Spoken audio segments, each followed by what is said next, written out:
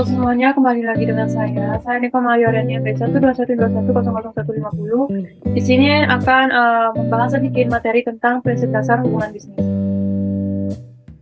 Nah, dalam hubungan bisnis sebagai fondasi bisnis manajemen terdiri dari hubungan bisnis sebagai tugas pemasaran kompetitif, di mana terdiri fenomena dan tantangan bagi manajemen, kemudian ada perubahan di bidang teknologi, dan perubahan di bidang pemasaran. Hubungan bisnis sebagai tugas pemasaran kompetitif, di mana dimaksudkan untuk mempromosikan manfaat bagi pelanggan, artinya menyajikan kepada pelanggan tawaran yang dianggap lebih unggul dibandingkan penawaran dari pesaing lain yang relevan. Dengan demikian, pemasaran juga dapat dianggap sebagai skema perilaku pemasok yang dimaksudkan untuk mempersiapkan perusahaan agar dapat bertahan dalam persaingan. Kemudian fenomena dan tantangan bagi manajemen, di mana skema perilaku yang secara implisit bergantung pada keberadaan dan kepentingan hubungan pertukaran yang langgeng antara satu perusahaan pemasok dan satu pelanggan, dan yang memfokuskan langkah-langkah pemasarannya pada perilaku pembelian kembali kepada pelanggan. Kemudian ada perubahan di bidang teknologi. Perubahan tersebut telah dan masih terlihat jelas di bidang-bidang yang merincikan inovasi teknis. Keputusan mengenai investasi teknologi menyebabkan pelanggan membuat komitmen jangka panjang yang menentukan keputusan di masa depan. Sistem just-in-time sebagai manifestasi ekstrim dari jaringan dan kesinambungan hubungan pemasok merupakan bentuk kerjasama yang berbasis teknologi dan merupakan standar mental industri yang mendasar saat ini.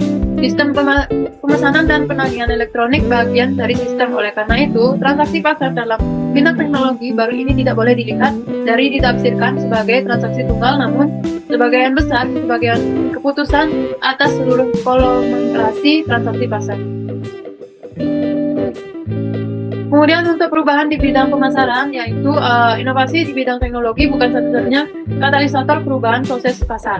Namun pola-pola tersebut bukan hanya akibat perubahan teknologi, namun juga berdampak pada proses pasar.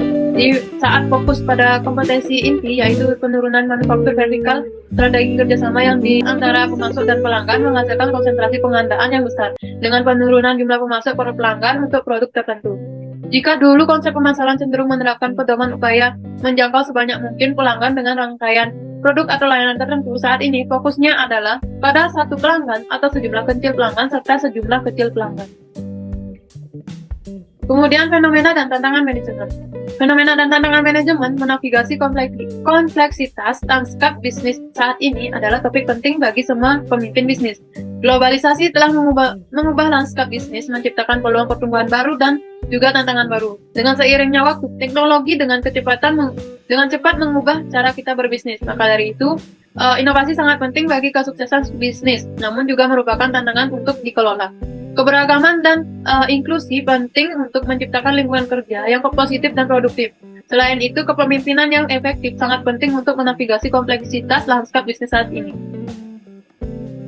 Kemudian ada manajemen hubungan bisnis, fokus pasar yang berubah, di mana pada fokus tradisional ditunjukkan lebih banyak mencari lebih banyak jumlah pelanggan tercapai. Nah, sedangkan pada fokus pada hubungan bisnis ditunjukkan lebih banyak kebutuhan yang tercapai. Kemudian hubungan bisnis sebagai rangkaian transaksi, membuat hubungan sistematis transaksi pasar tampak masuk akal atau perlu semacam yang sebenarnya mengarah pada panautan, di mana dampak yang signifikan secara ekonomi atau sejarah penting, potensi dampak yang berfitur transaksi diskrit dan relasional. Transaksi keduanya dilakukan setelah transaksi pertama, dan transaksi kedua dilakukan karena pengaruh positif dari cara penyelesaian transaksi pertama atau transaksi tersebut didahului oleh transaksi lain, yang proses dan akibatnya mendorong mitra yang sama untuk kembali melakukan bisnis sama lain. Komitmen antara pemasok dan pelanggan dapat terjadi berdasarkan objek transaksinya.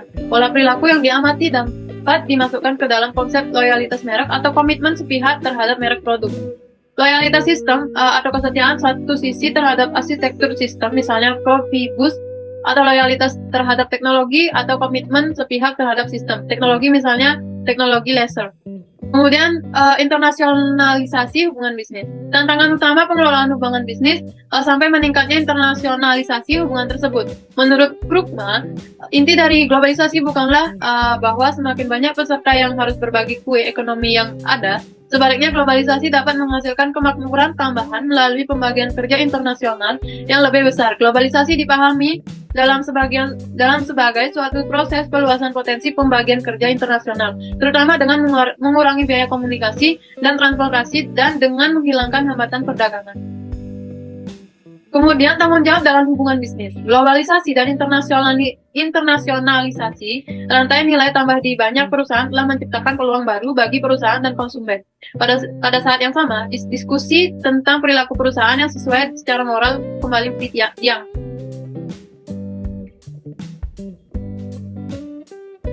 Kemudian tanggung jawab dalam hubungan bisnis. Globalisasi dan internasionalisasi rantai nilai tambah di banyak perusahaan telah menciptakan peluang baru bagi perusahaan dan konsumen.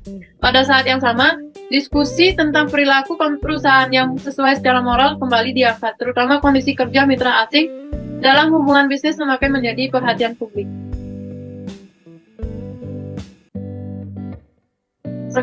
Sekian pembahasan materi dari saya. Jika ada kurang dan saya mohon maaf.